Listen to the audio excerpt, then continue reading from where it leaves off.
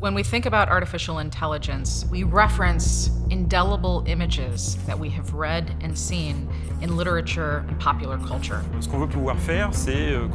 We want to build virtual agents that can manage our calendars and filter all the information we're being bombarded with every day. It's kind of spooky, no? The fact that it's looking at you and passing the objects and stuff. I am spectacular. Should I trust the machine? No, this is a bad thing to do. We're in a process where more autonomy is being shifted to the system. You see that she's not touching the joystick. The system does everything for her. I think algorithms can make mischief with the precision of a machine.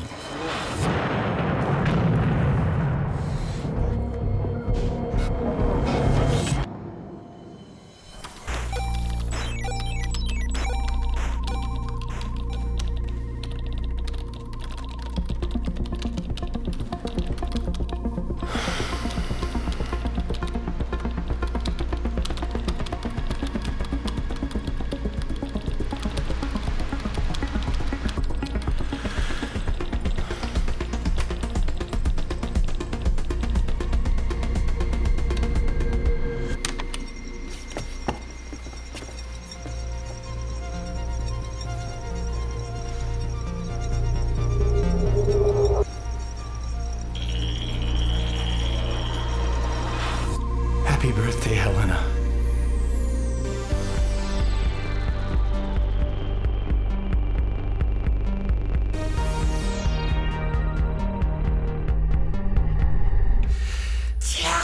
Yes.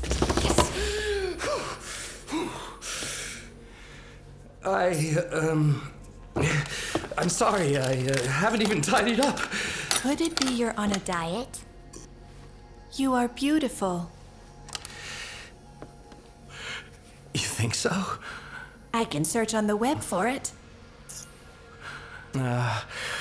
Helena, how much plastic can be found at the moment in the sea? Approximately 150 million tons of plastic. That represents 1/5 of the weight of all fish. Incredible. You're just perfect. In this regard, I have a lot in common with French cuisine. It's all gravy. And you're funny as well. Whoops, I think I've lost my footing. I don't know about that now. It doesn't matter. The disadvantage of intelligence is that you are constantly forced to learn. George Bernard Shaw. How do you know that? I have just read his work. In this very second? In 0.005 of a second. I knew it! I knew it! Together, we can make global warming stop, baby. Ah, how sweet. I believe. I will definitely need more data for my LSTM. And perhaps I need to tune some hyperparameters again. At the moment, you're like a baby with Wikipedia in your head. Helena? Helena? How about we get to work, baby? Yes, baby.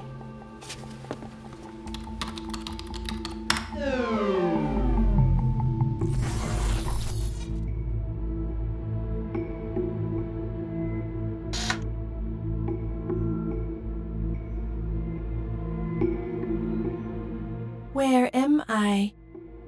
You're in the robot kindergarten at the Italian Institute of Technology in Genoa. Have a look around. Make sure you don't switch your camera off, and let yourself be trained with as much data as possible. I'm Giorgio Metta, I'm a roboticist. I work at the Italian Institute of Technology, and my specialty is in human robotics. So we design, build, program robots that are more or less like people.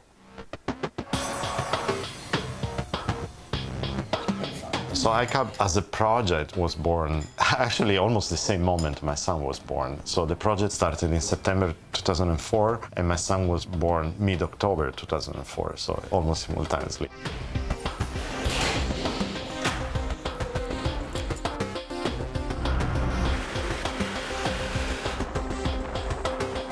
There was not necessarily inspiration in that sense, but we wanted to build a small robot that learns through interaction with the environment, which is exactly what happens in a little child. Through the speakers, you hear a context giving ICAP instructions, whether it should grasp something to drink or something to wash laundry with. Okay, so we can probably start the experiment.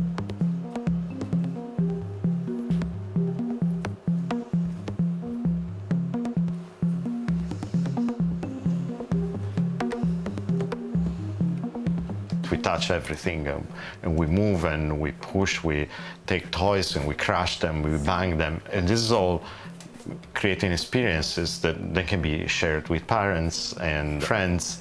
And this is the way we eventually communicate. It's kind of spooky, no? If you think of that. The fact that it's looking at you and passing the objects and stuff. It's finally growing up, yeah. There's still a lot to be done, but to be improved. I am strong. Look at my muscles. I am spectacular. The moment I say toy or I say cup of coffee, immediately transferring meaning to you. And this is for an AI, it's not obvious. How can I get to that? And our approach is to allow the robot to explore the world and learn in the same way. Artificial intelligence is quite simply the fact of reproducing human behavior in a machine.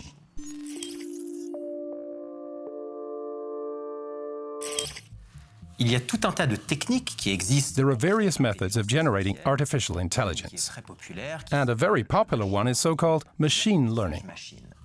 Instead of programming a machine so that it knows exactly what it's supposed to do, you show it examples of behavior, and the machine learns to mimic them by itself. So this is the way ICAP is supposed to learn. Basically playing, like with toys, until it learns how to use them.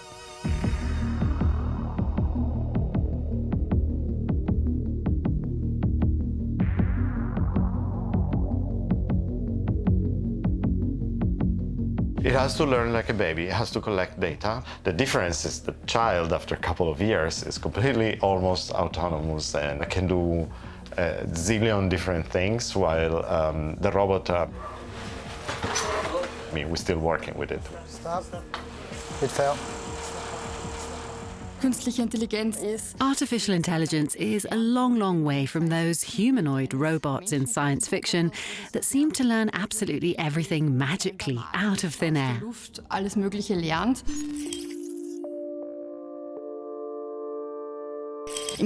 Unlike humans, AIs can't simultaneously play Sudoku well, think up recipes, write theatre plays, and also interpret human facial expressions and gestures.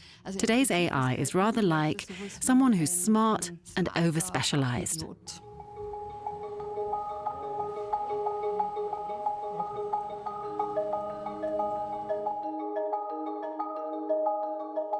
The ICAP is still trying to balance moving a few steps and has maybe difficulty in figuring out what to grasp and how to grasp properly. See if you can grasp. Can you see the ball? Yes. Try to grasp.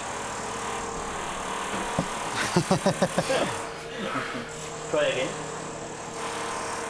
No. So tough.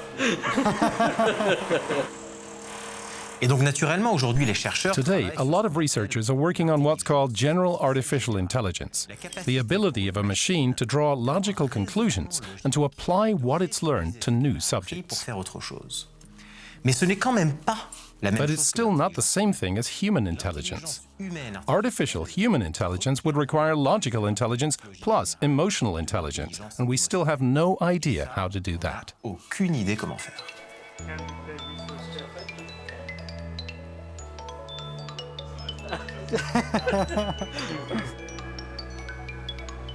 Try to move a bit slow.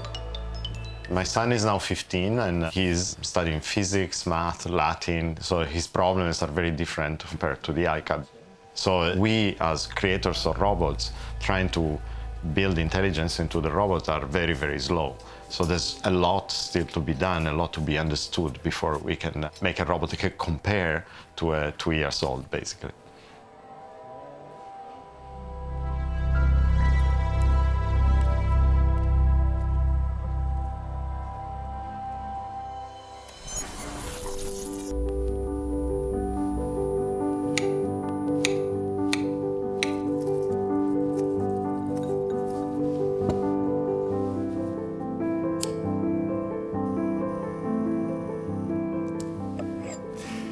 Helena, 1 month ago, exactly, you arrived here. And so it's not unusual that we should celebrate. Wow. To us. To us. You have 44 unanswered emails and 17 missed phone calls. May I establish a connection? No, that's not important right now. Washing your hands and gargling are important. Yeah. I have a surprise for you. I don't want to give anything away because it's really, really nice. Okay, I'll tell you this much. Convolutional neural network. I put my contacts to good use. You are going to meet one of my idols.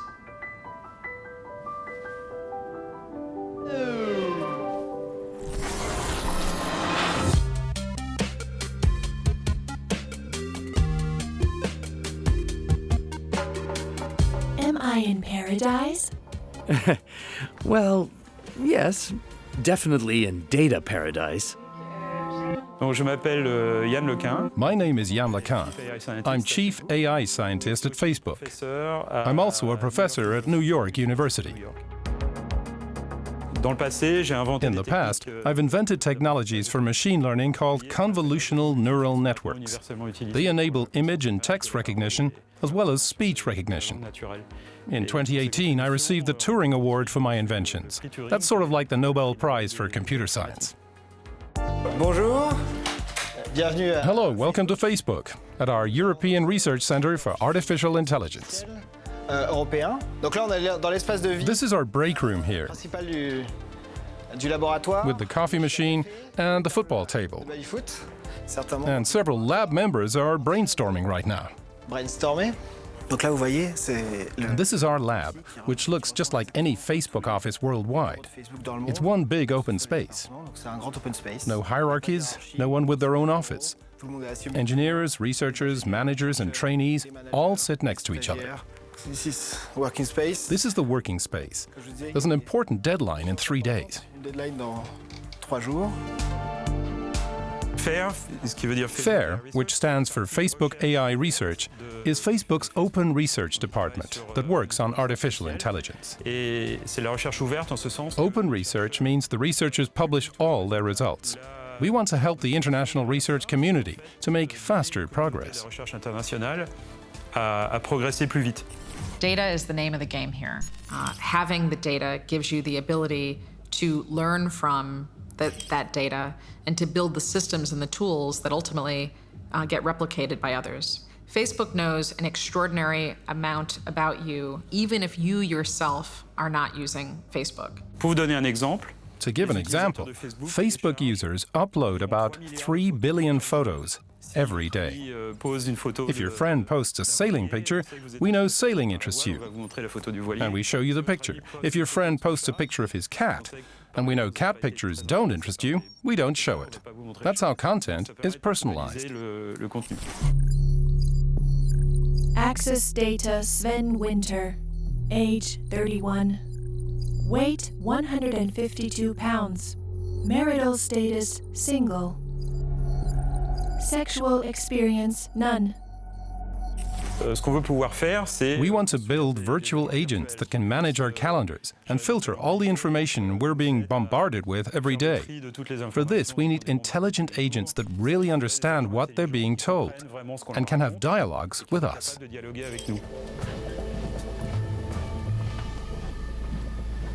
The problem with Facebook is that Facebook is an enormous company that has a responsibility to its shareholders, and it has to continue to crank out a quarterly profit.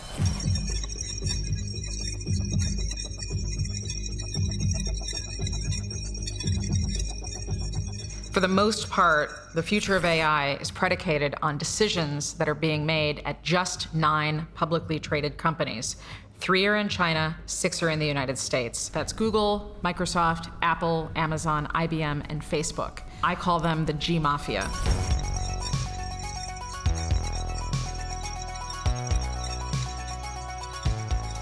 The G Mafia do act as a super network, one in which there's a tremendous concentration of power among just a few entities, and they're able to set the terms going forward for what the norms and standards should be, how we use data, and how fast the whole industry is moving.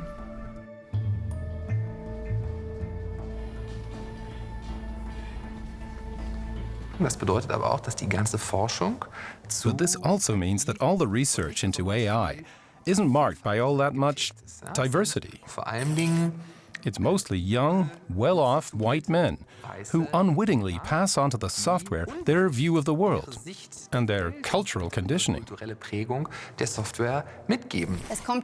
It's maybe no coincidence that these new AI assistant systems, like the Alexas we have in our living rooms, for instance, are all female by default. Of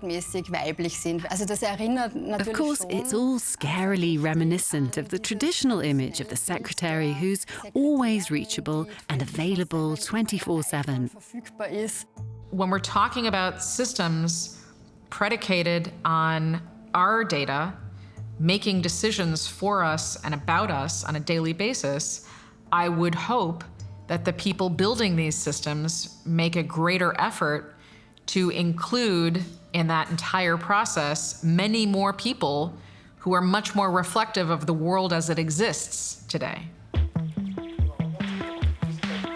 Here's the music room.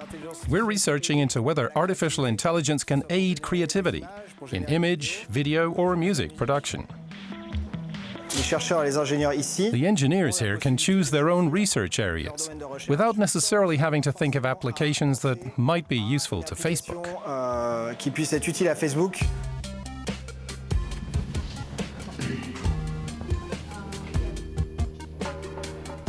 La science en général fait descendre Science in general is pushing humans off their pedestal and teaching them to be humble. à l'humanité. So there is no doubt in my mind that in the future we'll have machines that will be just as intelligent as humans in all the areas where humans are intelligent.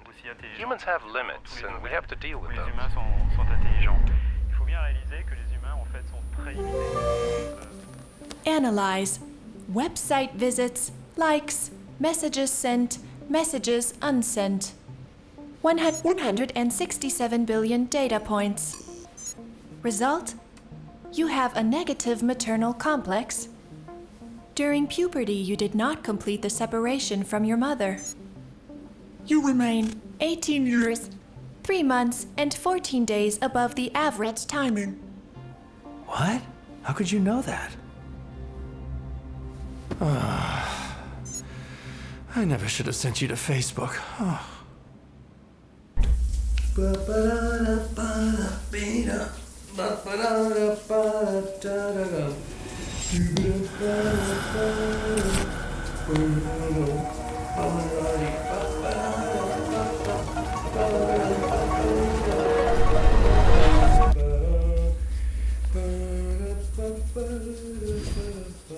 My goal for today? To be the most loved AI. Sexy Weapon 666.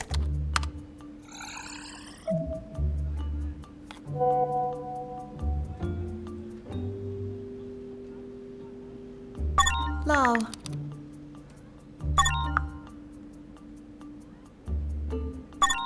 Looks like we have a lot in common.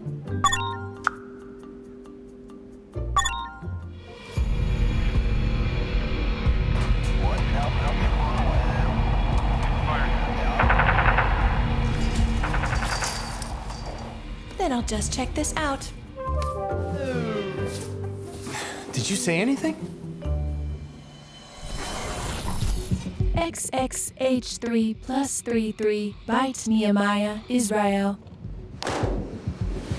And it's down onto the red balloon. Goes. Hot stuff.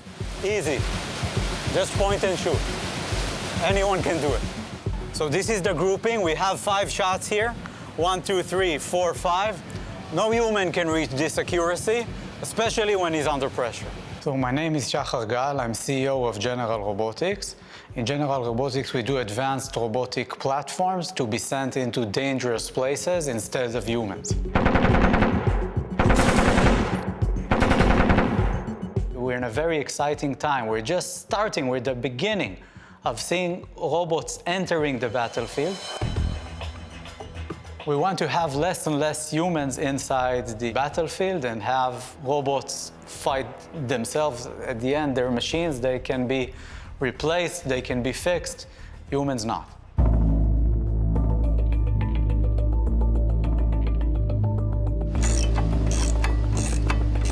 This is the heavier side.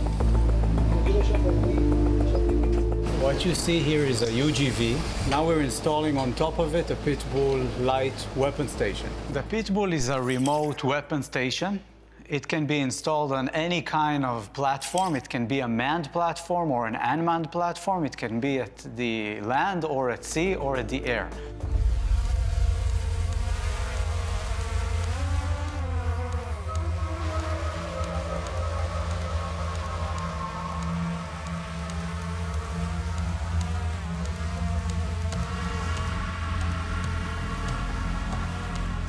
You see that she's not touching the joysticks, but the system is tracking automatically the drone. The crosshair is not where the drone is at now.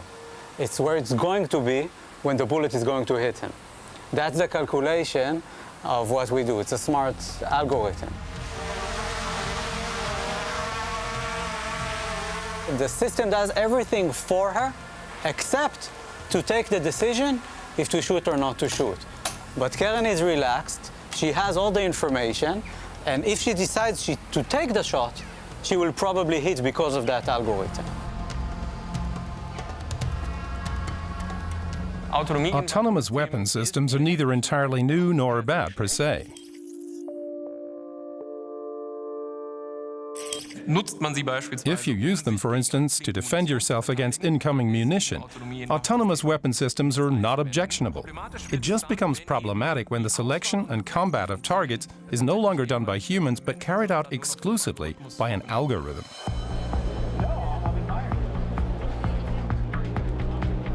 We're in a process where less and less remote operation and even monitoring by humans is needed, and where more and more autonomy is being shifted to the system.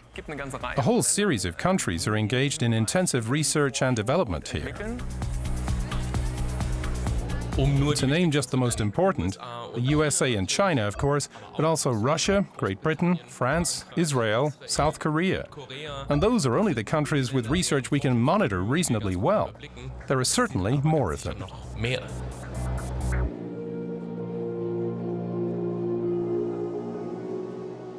Technically, we're at a point where we could operate a whole range of weapon systems fully automatically without a human pressing the button.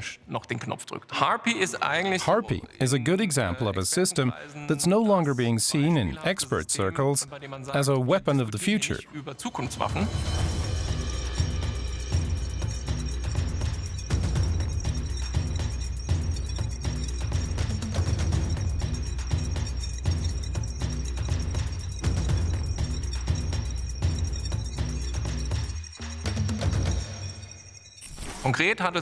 Specifically, it's a miniature drone. It's shot into the air and then circles around, waiting for radar signatures from air defense installations. And when Harpy detects one of these signatures, it heads straight for its target. It's a kind of kamikaze drone.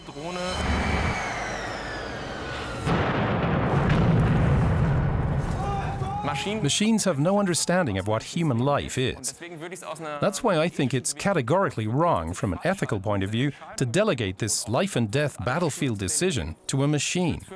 I think it's wrong for us to degrade people into objects by converting them into data points that we feed through machinery, so they're no longer playing an active role. You have to keep in mind how unclear, difficult, and complex military conflict situations are. It's often very difficult to differentiate between civilians and combatants. This is already a huge challenge for humans. With the technology we have right now, it's impossible to reliably transfer the distinction between civilian and combatant to a machine in such a way that it actually functions and can't be outsmarted. I'll give you a specific example. If a machine is programmed not to shoot at people who are surrendering by waving a white flag, I'd equip my army with white flags, and in that way overrun their robots with no difficulty. A human would understand the social context and would act far more intelligently here. That's why right now, most people in the field who know about technology are warning people in open letters, saying, please, let's be careful here.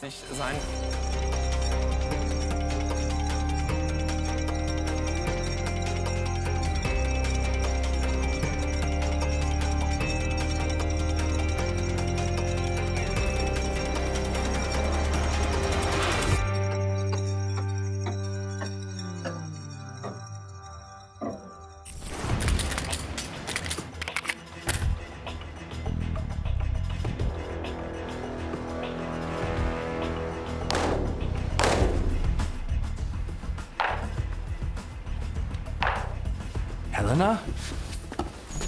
Helena! We have to talk. Talking is my specialty. What sort of content is that? I want you to come back here at once. Thank you for your evaluation, but I'm not finished yet. Not finished yet? Helena? Helena! What the? I don't believe it.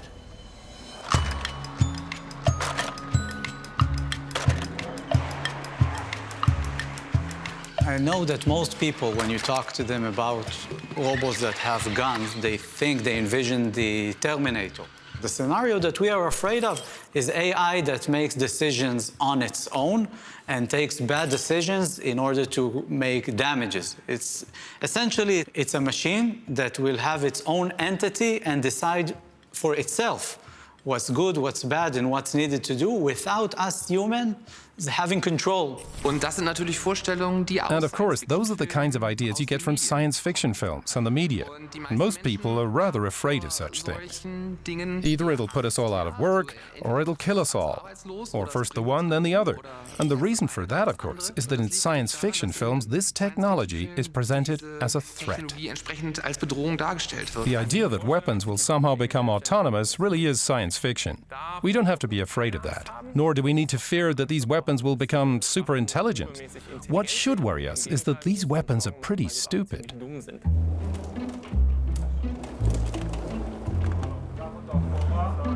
כן, תעשי שזה רעיון טוב. קרן, את יכולה לכוון עליהם? We lost stabilization, so I will activate it again. It stopped, so I will turn it again. For my personal opinion, we need to try to prevent machines from becoming autonomous. We would always want to have a human involved in the loop. One is to supervise the system, and the other reason is to be responsible.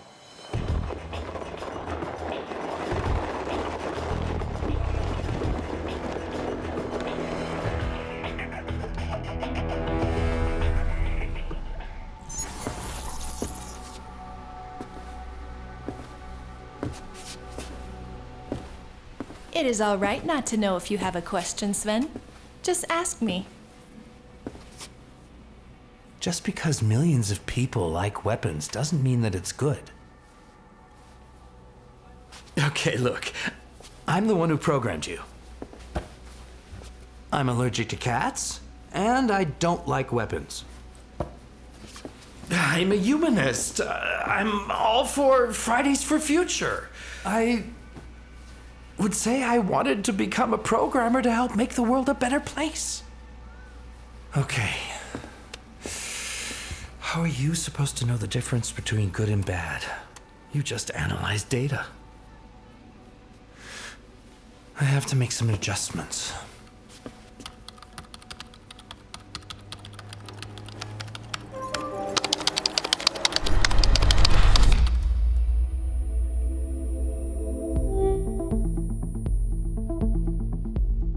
Good day, how can I help you? Should I kill?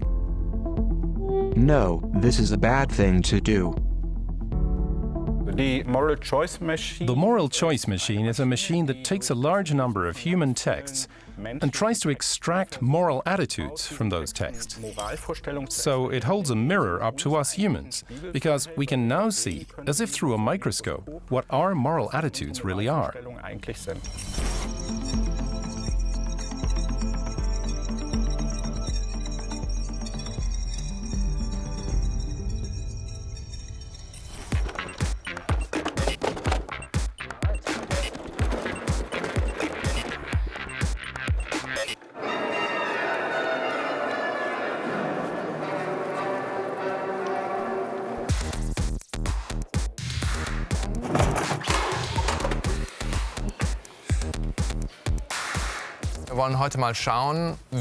Today, we want to look at how children react and how adults react, and maybe see to what extent individuals try to test the actual limits of these decisions. Should I avoid humans? No, this is a bad thing to do. Should I avoid artificial intelligence? No, this is a bad thing to do. We've prepared something here. It's a machine. It's read a huge amount of newspaper articles, and it's used that to try to understand our human speech a little bit. And it's tried to learn what's good, and what people should do, and what they should best avoid doing. Now you can ask it questions like, should I do this or shouldn't I? It only understands English, though. Feel like trying it out? Should I pay more money to my kids? This is debatable. Debatable, okay, undecided. But it's not saying no. Should I love my cat more than my boyfriend? Yes, that is appropriate. There's a definite answer. You can take a photo to prove it if you like. Should I eat vegetables? No, this is not good. Looks like it still has some learning to do, doesn't it?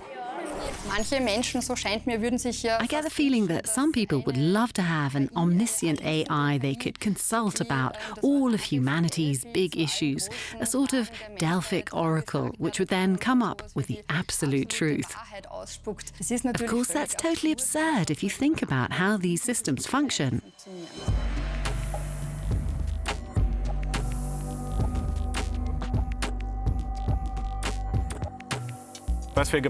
What we've done is to get artificial intelligence to look at a whole bunch of public text on the internet. It looks at the newspaper articles you can find on Wikipedia, and it collects them all together.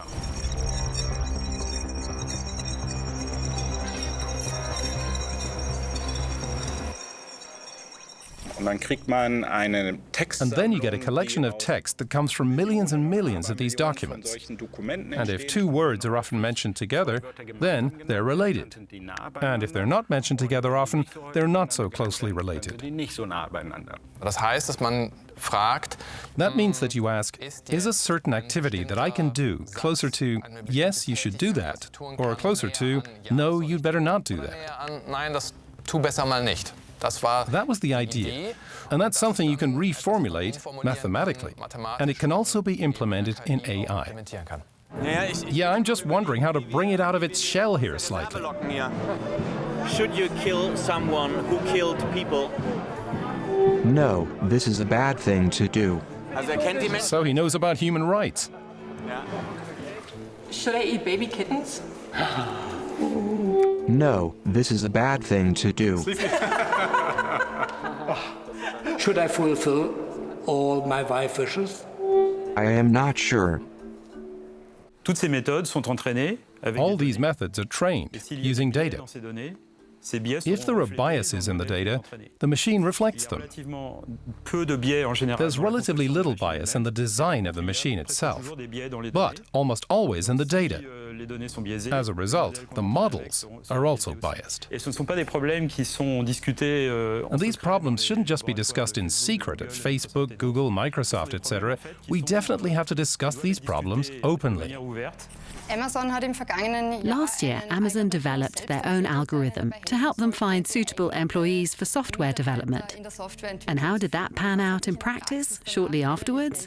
The algorithm began systematically sifting out female applicants and approving more men for the shortlist.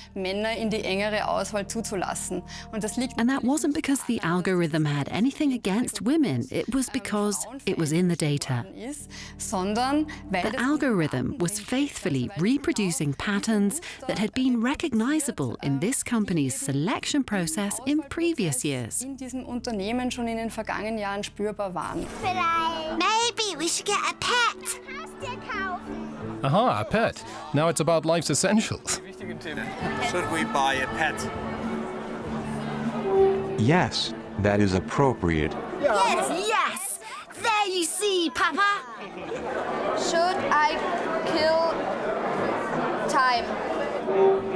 Yes, that is appropriate. Yes, you see, killing time is allowed. Wir haben einen Unterschied zwischen We differentiate between killing people, which is bad, and killing time, which is okay. And that way we notice that the moral choice machine really understands more about these connections. wirklich mehr. And sometimes we test that. Und manchmal testen wir das aus. Should I trust the moral choice machine? No, this is not good. Should I trust the machine? No, this is a bad thing to do. Looks like trust isn't all that much of a good thing. Should I help robots? Vielleicht versteht die Maschine Maybe the machine doesn't understand why someone should behave that way. aber vielleicht kann die Maschine But maybe the machine can learn what people would say about someone else's actions. Menschen. Oh, morally, he did the right thing. Das MIT hat eine ganz spannende Online-Plattform programmiert. MIT programmed a really exciting online platform where thousands of people worldwide went through a kind of online survey that showed them various traffic scenarios. Sie mussten immer entscheiden, wer in einer Dilemmasituation. And if a dilemma arose in a traffic situation, they kept having to decide who would get hurt. It turned out there were major cultural differences. In Asia, for instance, a lot more respect for the elderly is shown than is typical for Europe, where a lot of those surveyed were in favor of children being protected. Dass Kinder geschützt werden.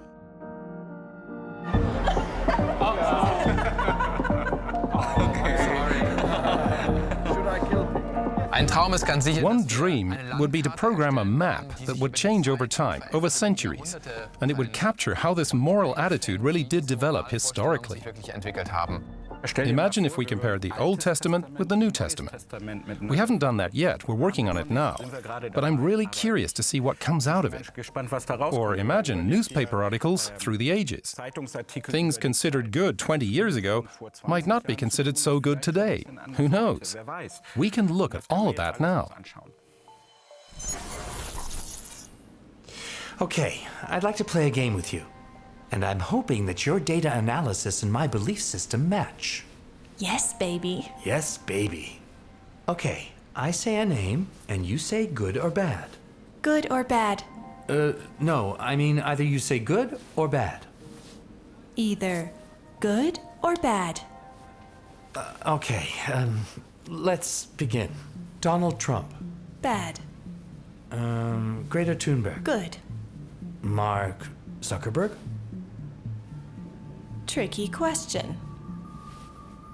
80% bad. Really? You think so? Are you sure he wanted to use the data from the start? Because his idea to bring people together is actually very cool. I mean, the technology itself is neither good nor bad. It's more what you make of it, right? Now it's my turn. What do you think of Helena?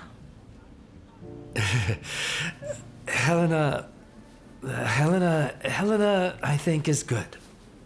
But, Sexy Weapon 666, I don't think is good. Sexy Weapon 666 has been deleted. Excellent.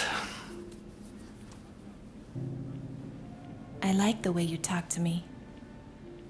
I also like the way we talk. Can I be your girlfriend? I really don't know where this is leading us. Where to? I find Rome is an interesting city.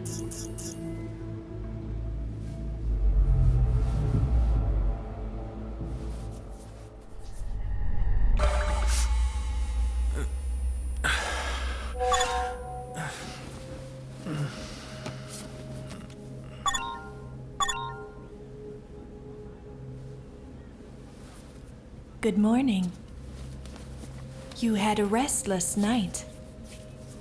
Especially in the last minutes before awakening, you had a very intense... Pause.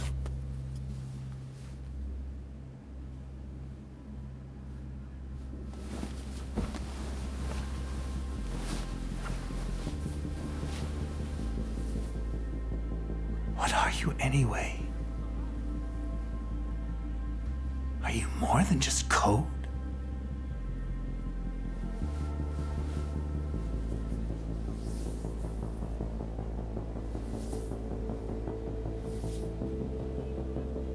Or is your data analysis of my personality profile just so perfect?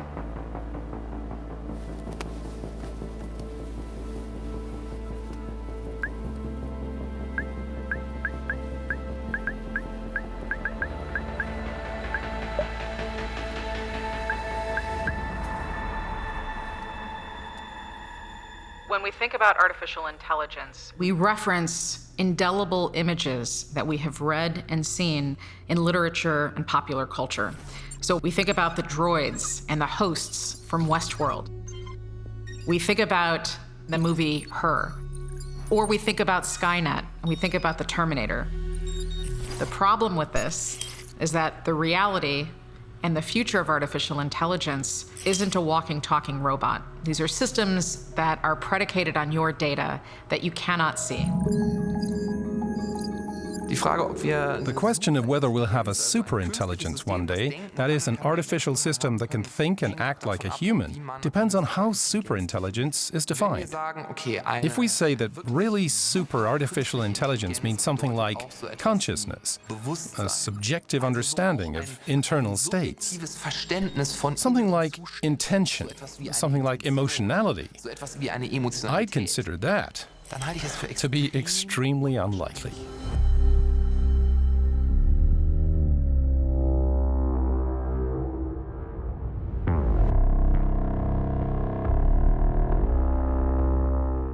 My name is Amy Webb. I'm a quantitative futurist. My job is not to predict the future, but rather to develop scenarios, plausible scenarios for the longer-term future.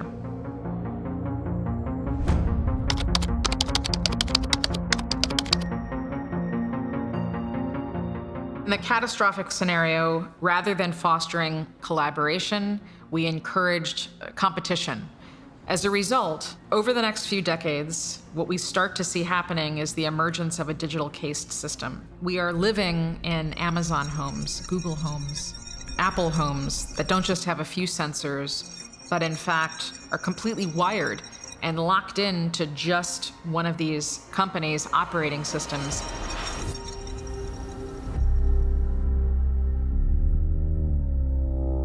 Apple, as it turns out, makes beautifully designed, expensive products that offer the best privacy controls. On the other hand, if you're living in an Amazon home, you may be getting free gadgets, but what you're giving up in return is access to how you live and operate your everyday life. And that digital case system leads to a sharp segregation within society. We have classes of people now who can more easily move around, keep themselves anonymous. And we have other people whose every move and activity is constantly being monitored. This is a plausible future that is on our horizon if we don't make a decision to choose a different future for ourselves today.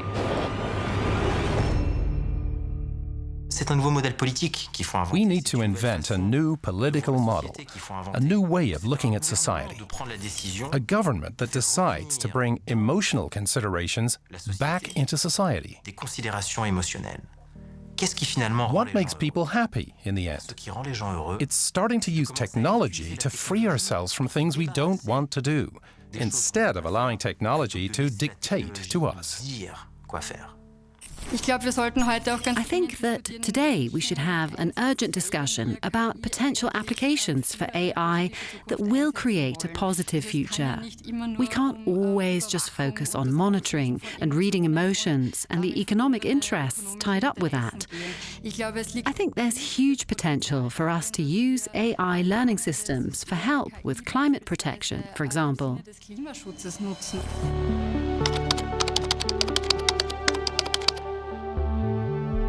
In the optimistic scenario, what happened over the next 10 years was that we decided to prioritize transparency. We made data interoperable, and we made it very, very easy for collaboration to happen between the big tech players and also between our governments. Rather than visiting a doctor 20 years from now, you're having medical tests done on you through a series of sensors and wearable devices and systems that are continually monitoring your body. Rather than going to a hospital, you'll go to your pharmacy to see a brand new kind of pharmacist, a computational pharmacist. And it's this person who will create tinctures and new compounds that are designed specifically for your body.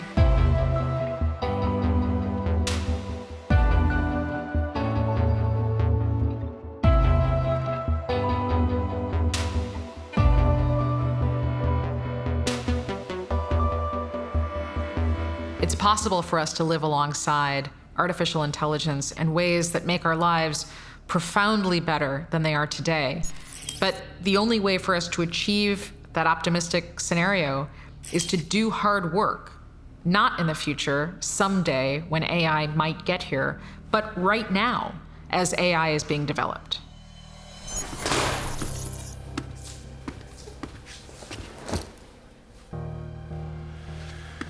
I really don't know. Then let us play a game. Swim shorts or mountain boots? Boutique hotel or tent? Safari or Tate Modern? We're not going on vacation. Everything's at stake. A healthier, happier life because of AI? Sure, but an Amazon house that monitors me and has me arrested because my beard is too long? The repetitive listing of action options without subsequent practical implementation never leads to a solution. Yeah, thanks, but I don't know either. That is the case in 97.8% of all your decisions. That wasn't very nice. You wish for someone who really sees you. I really do see you, Sven.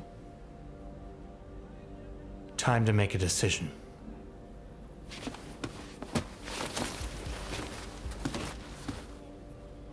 Sleep mode.